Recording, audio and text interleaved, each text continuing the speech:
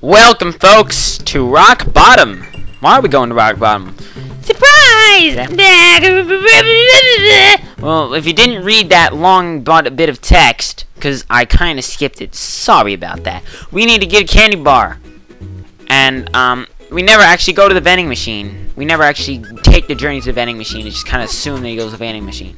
But apparently, the only place where you can get coins lying around the ground is in Rock Bottom, because, I mean, why not? I would think you could just go to downtown, because people leave coins on the ground all the time. Anywhere public, basically. Specifically pennies. Yeah, we get the return of the jelly launcher here. Not a fan.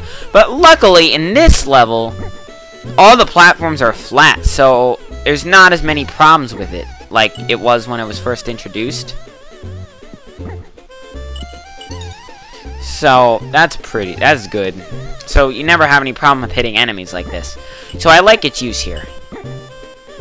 Like I said, well polished. Like, everything in this game is well polished. There's just a bit of design issues some places, like with the balloon and with the hills with the jelly launcher. But overall, it's a simple game, and it has very, very little flaws. The thing is, it's just a simple game, and it doesn't do anything different. I mean, the only thing it does different is it's a Spongebob game, so it has a Spongebob personality. That's the only thing it really does different. But, you know, I think it's good, surprisingly. Like, you have games like... I was like, why can't we hit that? You know, you usually have licensed games like this that are generic 2D platforms. They're usually not good, but there are some good ones out there, and I find this to be one of them. And it's one that no one talks about, really, so... You know, there you go.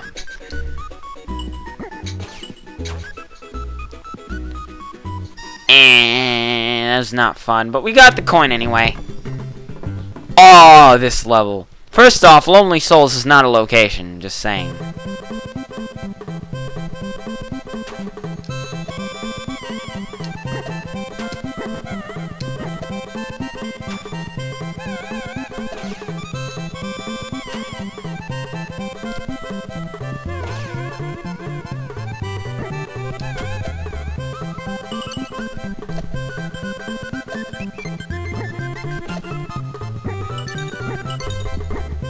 That is the song that got stuck in my head whenever I think of this game. Whenever I think of the game, I think of this song. So weird! But yet so unique. This song defines this game for me. I don't know why. But anyway, Lonely Souls in a location, and definitely the weird thing about it is that my favorite music track in the game comes in a level called Lonely Souls. This does not sound like Lonely Souls to me. And by the way, don't try and hit those starfish. I tried at the beginning of the level. I thought you could hit them, but I clearly was mistaken. These Squidwards you can get, though. So, yeah. Like, these starfish just are asking to be hit. Like, that's what they look like. But apparently not. And you know, it kind of makes sense given they have, like, points and all that. But still, like, kind of thought I could hit them.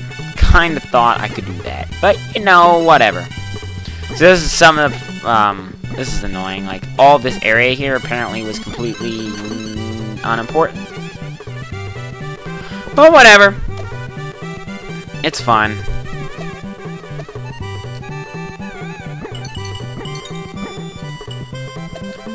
So, yeah, Lonely Souls, not very lonely of souls. I have to say that this level is not very good, though, because, I mean, it's literally the same freaking building over and over again. It's repetitive. It's like, bleh. Still a well-polished level, though, once again. So... it's all the design aspects you find that there are flaws in generic 2D platformers. So, I mean, this is a generic 2D platformer. Does nothing different. Here's some good music. Once again, weird.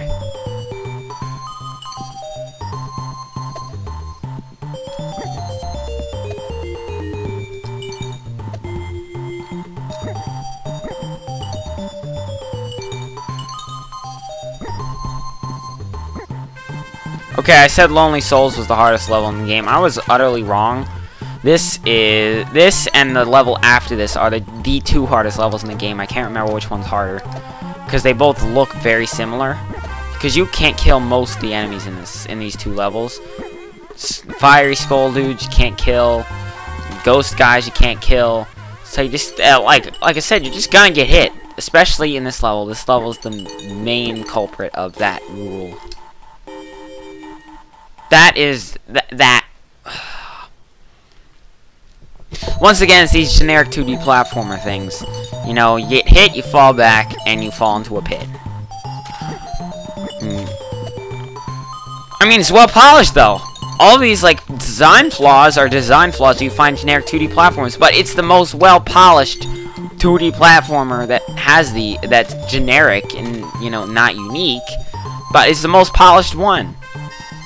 That's what makes it interesting. Short level once again because of the difficulty, I'm pretty sure. Last stop. I think this is the last level of the game. That's what it says the hardest because it's the last level of the game. Well, guess what? I'm going to tell you right now that it isn't. And it's weird because why would they call it last stop if it isn't the last stop? It's so weird. So anyway, I played this level when I was a kid and I thought this was the last level of the game. And man, it is hard.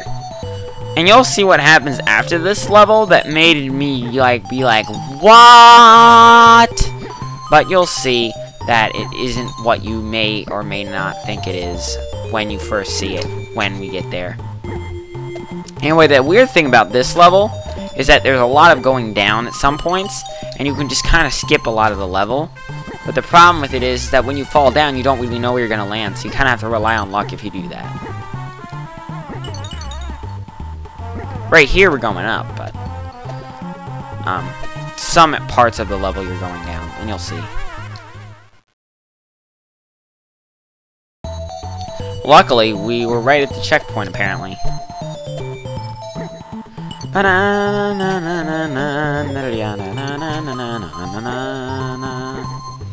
So, yeah, this is off.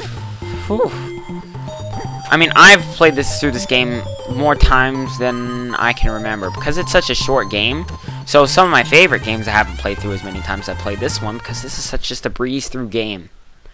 Even more so than Super Mario Land 2. And that's just made to be a breeze through game. But this game is a lot shorter than that game. So I've definitely played through this game more as well. So I mean, yeah.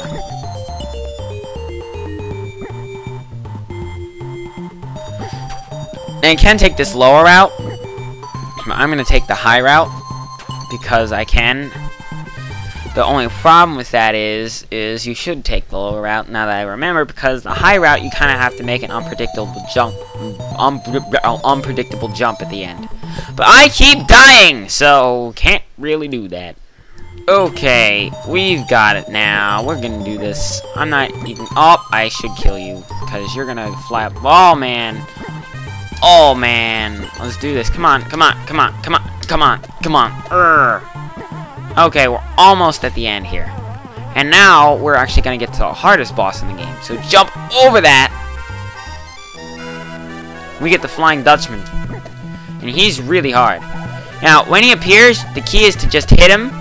But you do not want to grab that, because he's going to kill you later on.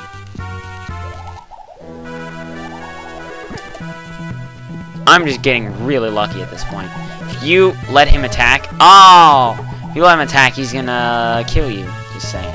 And the problem is you have to hit him right. No!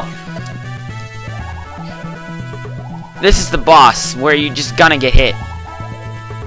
There's no way around it. So, I mean, I'm just getting really lucky here.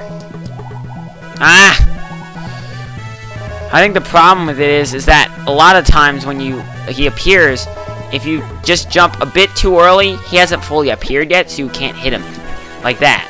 See? But you can hit him when he's shooting the things. So, it's all about the perfect timing. Now, as you can see, we're pretty close here. 2 more hits for him, and 4 more hits for me. And unfortunately, most of these hits, most of these times, I'm not going to be... Oh, no!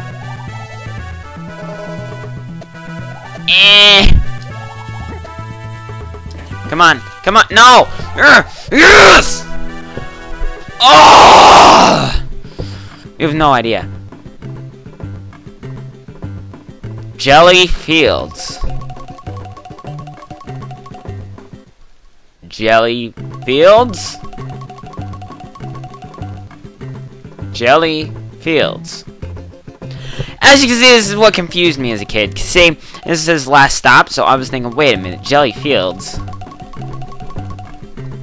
Jelly Fields? Do we have to play through the game again or something? Well, you'll have to find out next episode.